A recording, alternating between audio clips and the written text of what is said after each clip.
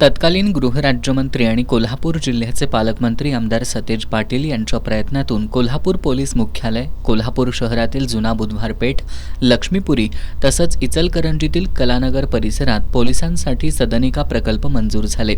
अहोरात्र लोकांच्या सेवेसाठी कार्यरत असणाऱ्या पोलीस अधिकारी कर्मचाऱ्यांना सुसज्ज निवासस्थानं उपलब्ध व्हावीत यासाठी आमदार सतेज पाटील यांनी सदनिका प्रकल्प साकारण्यासाठी पाठपुरावा केला। त्यांच्याच प्रयत्नांमुळे इचलकरंजीतील कलानगर परिसरात वरिष्ठ अधिकारी, उपविभागीय पोलीस अधिकारी, पोलीस अधीक्षक, सहाय्यक पोलीस निरीक्षक, उपनिरीक्षक आणि पोलीस कर्मचाऱ्यांसाठी 190 सदनिकांचा प्रकल्प उभारण्यात आलाय।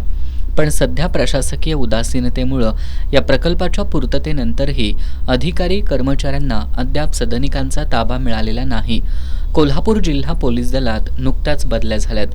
अनेक नवे अधिकारी आणि कर्मचारी इचलकरंजी शहरात रुजू झालेत। शिवाजीनगर, गावभाग, शहापूर आणि शहर वाहतूक शाखेत कार्यरत असलेल्या अनेक कर्मचाऱ्यांनी पोलीस वसाहतीतील घरांचा ताबा मिळेल या अपेक्षेने अद्याप खासगी घरं भाड्यानं घेतलेली नाहीत। मात्र घरांचा ताबा मिळण्यात होत असलेल्या विलंबामुळे त्यांच्यासमोर मोठा प्रश्न उभा राहिलाय।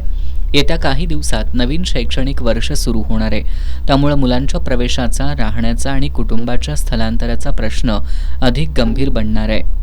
कोल्हापूर जिल्ह्याचे पोलीस अधीक्षक तसंच संबंधित अधिकाऱ्यांनी या प्रकल्पाची पाहणी केली होती। घरांचा ताबा लवकरच दिला जाईल असं आश्वासनही देण्यात आलं होतं।